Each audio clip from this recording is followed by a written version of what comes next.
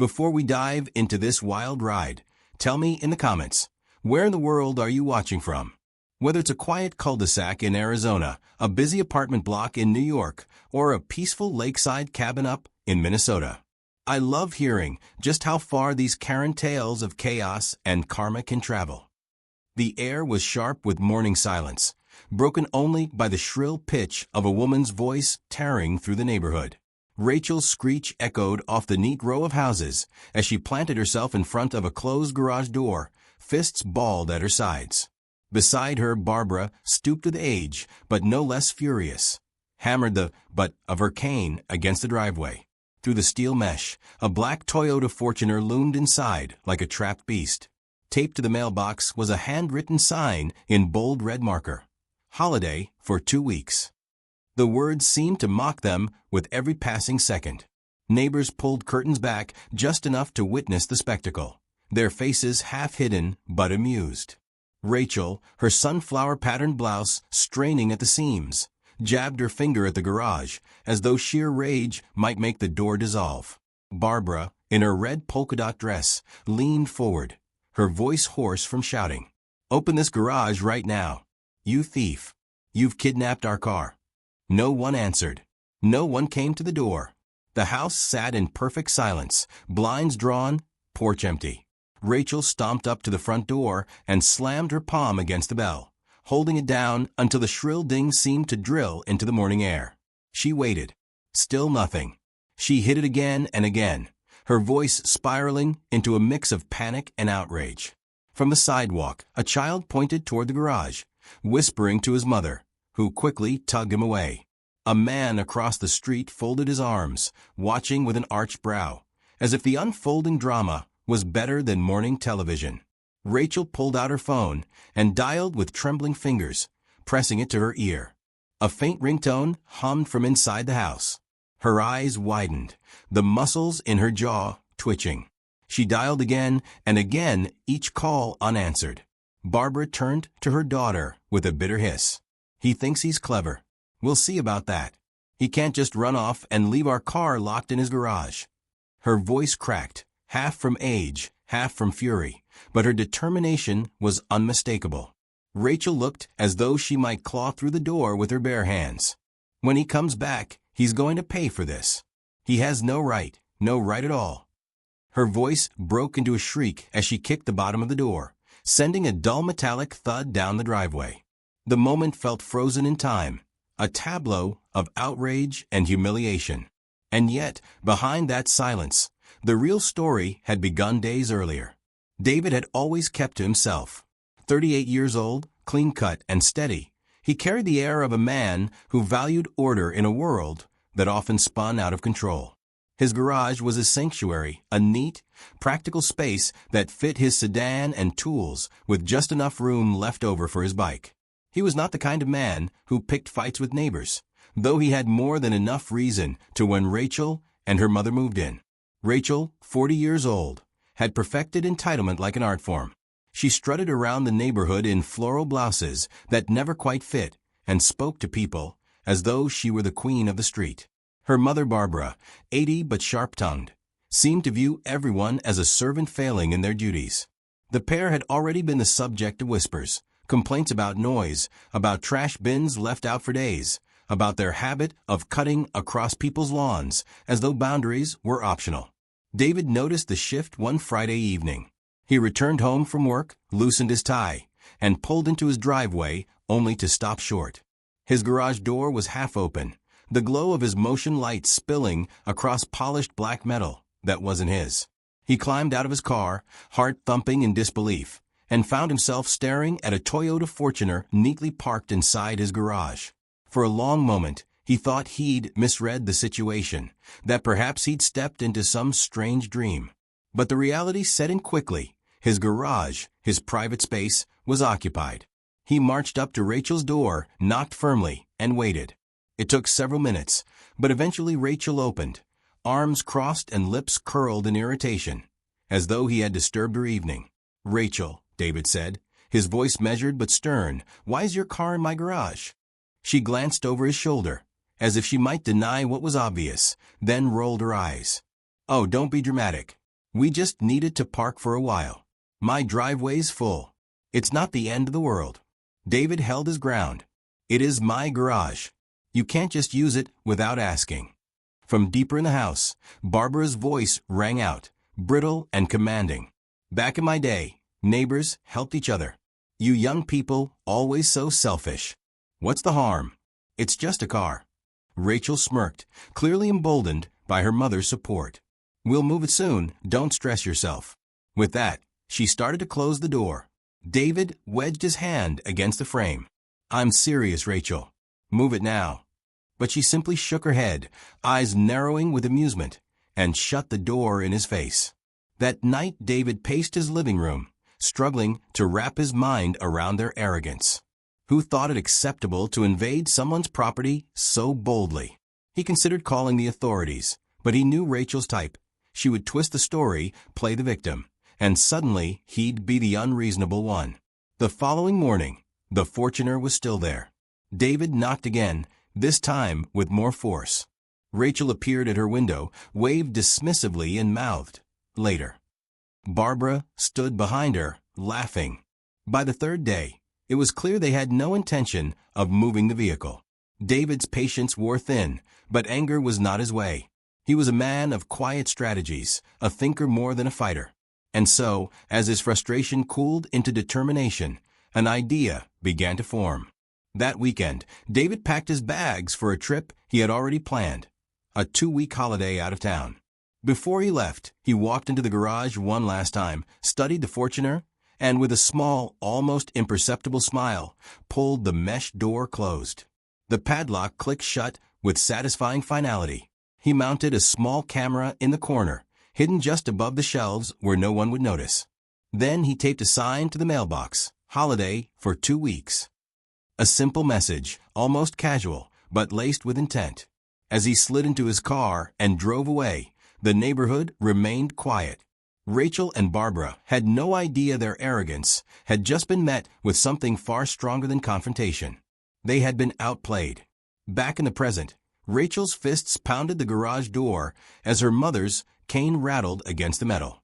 The black Fortuner sat trapped, their calls unanswered, their pride battered in front of watching neighbors. The sun climbed higher, shadows shrinking, their fury mounting with every passing second. Rachel's voice cracked as she screamed once more into the empty house. "You think you can leave us like this? You won't get away with it." But the blinds never moved. The house remained silent. David was long gone, and the game had only just begun. Rachel's phone slipped in her sweaty palm as the call went to voicemail for the 12th time. The mocking ringtone echoed faintly from inside David's house, taunting her with every unanswered buzz. Her lips curled back in fury. "He's ignoring us on purpose," she hissed. Barbara, breathing heavily after hammering her cane against the garage one more time, glared at the locked door with eyes that glistened like sharpened glass. "Of course he is. He wants us humiliated. He left that sign just to rub it in." The street had grown unusually lively. Neighbors leaned casually against fences, some holding coffee cups, others clutching their phones in hopes of capturing the meltdown. Rachel's voice rose above the whispers. "You all think this is funny?" she yelled at the gathering crowd. "This is harassment. He's stolen our car." Her outburst only earned her a few chuckles and a shaking head from across the road. Barbara pulled her daughter close, her whisper more venom than comfort. "Don't give them the satisfaction. We'll get it back, but not today." She tugged Rachel away from the door, and the two women retreated, faces red with embarrassment, but eyes still blazing with the promise of revenge. Night fell heavy on the street. David's house remained dark, the garage locked, the Fortuner visible like a jewel behind bars. The neighbors, after savoring the drama, disappeared into their homes. Rachel sat at her kitchen table, phone pressed to her ear, glaring at the wall as another call went unanswered. Barbara paced slowly across the linoleum floor, muttering curses under her breath. "He thinks he's clever," Barbara said finally, stopping with a snap of her cane against the ground. "But he forgot one thing. We always get what we want." The following morning, Rachel's determination had hardened. She marched to the garage again, her sunflower blouse wrinkled from a sleepless night. She pressed her face against the mesh, her breath fogging the steel. The Fortuner sat there unmoved, unreachable, mocking her with its stillness. "That's our car," she muttered, fists clenching. "No one locks away what's ours." Barbara arrived moments later, holding a thermos of coffee in one hand and her cane in the other. Her voice rasped with confidence. "Enough waiting. If he wants war, we'll give him one." By mid-morning, the neighborhood buzzed with whispers of something brewing. Rachel had called in favors from acquaintances. 2 men with rough hands and worn jeans arrived in a beat-up truck, unloading heavy bags onto the driveway. The glint of metal caught the sunlight as they pulled out tools. A chainsaw's jagged teeth shone, promising violence against steel. Rachel stood proudly, her voice sharp with command. "Cut open. Now." The engine of the chainsaw roared to life, a savage scream that shattered the calm, suburban morning. Sparks erupted as the blade gnawed at the mesh door, showering the driveway with fragments of glowing metal. Barbara clapped her hands together, her laughter shrill and brittle. "Yes, that's it. Show him what happens when he tries to humiliate us." The neighbors returned to their windows. Some held up phones, recording every second, the glow of screens reflecting off their faces. A few muttered among themselves. "Isn't that illegal?" one asked. Another replied with a shrug. "Illegal or not, this is insane." Rachel's voice rose above the chaos. "This is our property they're holding hostage. We're taking back what belongs to us." Her declaration was drowned by the metallic screech of the saw tearing through the door. The men worked quickly, sweat pouring down their brows as they sliced through inch by inch. The sparks flew higher, the air thick with the smell of burning steel. Barbara urged them on, her cane tapping like a conductor's baton. Rachel paced in front of the scene, shouting instructions as though she were orchestrating a heist. When the final bar of mesh gave way, the chainsaw sputtered to silence. The door sagged forward, its once strong frame now mangled and torn. Rachel shoved it aside with a triumphant grunt and strode into the garage. She ran her hand across the hood of the Fortuner, face flushed with relief and pride. "Ours again," she said, voice low but trembling with victory. Barbara followed, running her wrinkled fingers along the scarred edges of the broken door. "That's what he gets for thinking he could outsmart us." The men helped push the Fortuner out into the daylight, its polished black paint glistening as though untouched by the battle that had freed it. Rachel climbed into the driver's seat, the engine roaring to life with a sound that seemed almost defiant. She swung it into the street, honking loudly as if announcing her triumph to the world. Neighbors shook their heads, some filming until the last second, capturing every scream, every spark, every act of destruction. The image of Rachel and Barbara standing over the ruined garage spread quickly among them, whispered from house to house, phone to phone. For Rachel and Barbara, the ordeal was over. They had reclaimed what they believed was rightfully theirs. As Rachel parked the SUV proudly in their own driveway, she smirked at the wreckage across the street. "Let him come back to that," she muttered. Barbara chuckled darkly. "He'll learn not to cross us again." What they didn't know, what they couldn't have guessed, was that their entire performance had been captured in excruciating detail. From the moment the chainsaw roared to life, the hidden camera mounted high in the corner of the garage had recorded everything. Rachel's shrieking commands, Barbara's cackling encouragement, the men's sparks and sweat, all preserved in crisp, undeniable clarity. Inside that silent house, behind the unresponsive phone, an unseen eye had been watching. Every triumphant sneer, every illegal strike, every second of arrogance was now evidence waiting to be revealed. The garage stood mutilated, its lock gone, its frame broken, its door scarred beyond repair. The Fortuner was free, but its owners had chained themselves to something far heavier, proof of their crime. Night fell again. The house across the street remained dark, still, as though mocking them from the shadows. Rachel and Barbara, exhausted but satisfied, celebrated their small victory with glasses of wine at their dining table. The television played in the background, its glow soft against the curtains, but neither woman really watched. Their thoughts were still on the ruined garage, the gleam of their car, and the thrill of defiance. Rachel raised her glass. To us. No one tells us what to do. Barbara clinked her glass against her daughter's. And no one ever will. Yet outside, under the quiet suburban stars, the ruined garage seemed to whisper otherwise. The street had seen their victory, but it had also seen their crime. Every neighbor who recorded, every lens that captured sparks in the morning light, had become a silent witness. And far more dangerous than the curious eyes of neighbors was the lens they didn't know existed, the hidden camera that had never looked away. The Fortuner sat gleaming in their driveway, but across the street the broken door hung like a wound, gaping and jagged, waiting for its owner's return. The silence of David's house was not defeat. It was the calm before something far more devastating. The sun was barely rising when David's car rolled quietly onto his street 2 weeks later. The morning air was crisp, the lawns glistened with dew, and the familiar rhythm of suburban life had already begun. Yet as his eyes fell on his house, his chest tightened. His garage, once neat, secure, untouched, now stood scarred and disfigured.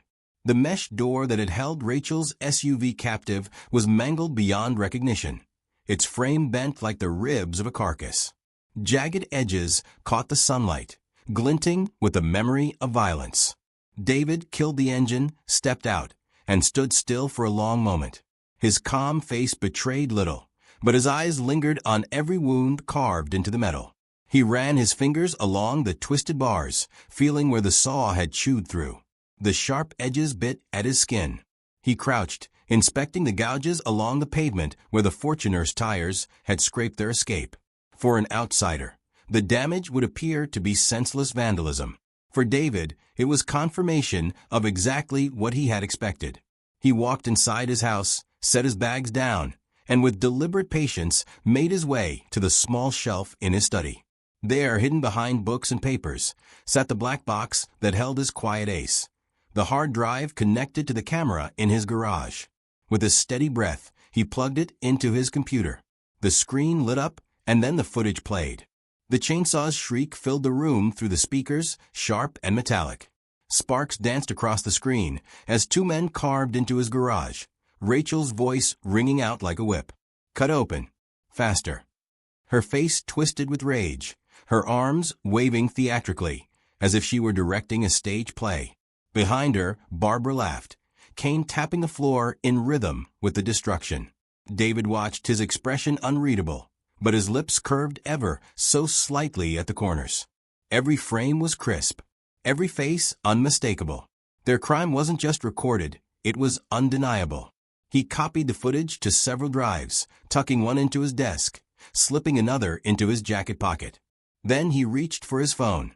Within minutes, the police station answered, and David's calm voice relayed the facts: vandalism, trespassing, property damage. He mentioned evidence, solid, unshakable evidence. When the officer asked if he could provide it, David's reply was steady. You'll have everything you need. I made sure of it. By late afternoon, 2 patrol cars pulled up outside Rachel's home. The flashing lights painted the neighborhood in strokes of red and blue. Curtains flew open. Neighbors rushed to their porches. Whispers spread like fire. Rachel emerged from her front door, her sunflower blouse now wrinkled, hair disheveled, face pale beneath her defiant scowl. Barbara hobbled behind her, cane clacking furiously against the steps. What is the meaning of this? Barbara demanded, voice booming with all the authority she could summon. We've done nothing wrong. The officers were unmoved. One held up a folder of photographs, stills from David's footage. Rachel's jaw dropped as she saw herself frozen mid-scream, sparks flying behind her, chainsaw flashing at her side. Another photo showed Barbara pointing with her cane like a commander, her expression one of gleeful malice. Rachel's protests grew desperate. That's not fair. He locked up our car. We were just taking it back. The officer's voice was flat, final. It wasn't your garage. It wasn't your property. You broke in. You destroyed. And now you answer for it.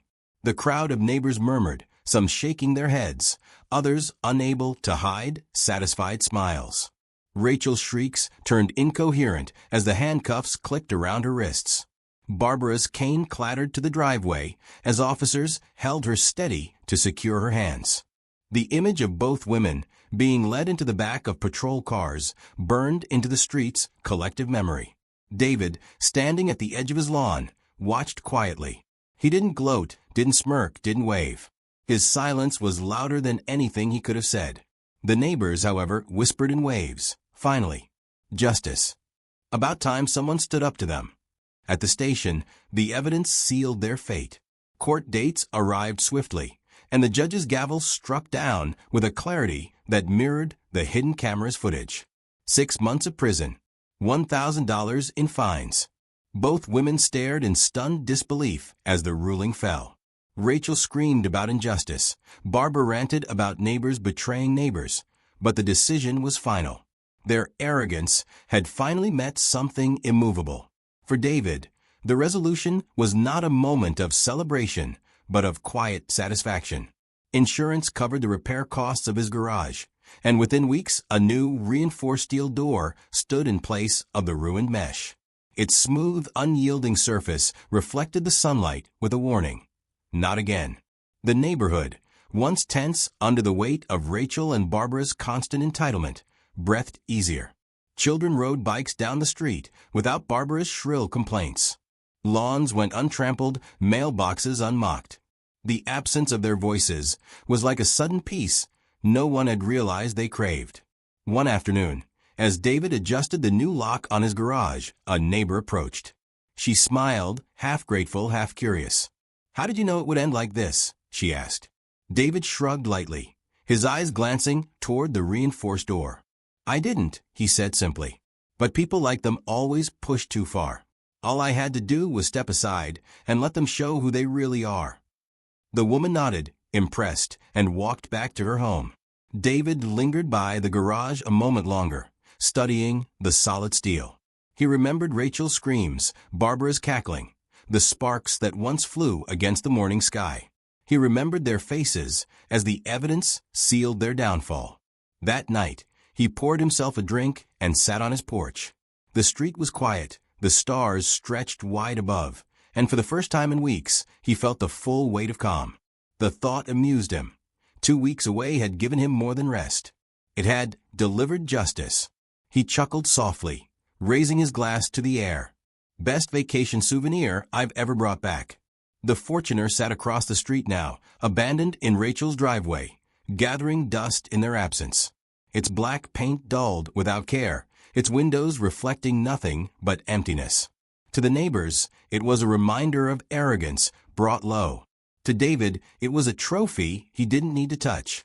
The silence stretched long into the night, broken only by the soft hum of cicadas. The house that had once echoed with screams now stood peaceful, unshaken, as though the storm had never touched it. And yet, somewhere beneath that calm, there lingered a quiet truth. Arrogance never dies. It only waits for another chance to rise. But for now, justice had spoken, and the neighborhood had seen it with their own eyes. And that's how a locked garage, a 2-week holiday, and a hidden camera turned arrogance into justice. Rachel and Barbara thought they could bully their way through life, but in the end, they locked themselves into their own downfall. Sometimes karma doesn't come with a whisper. It comes with handcuffs and a gavel. If you enjoyed watching justice unfold in this story, don't forget to hit that like button, share it with your friends, drop a comment with your thoughts, and of course, subscribe for more stories where karma always finds its way home.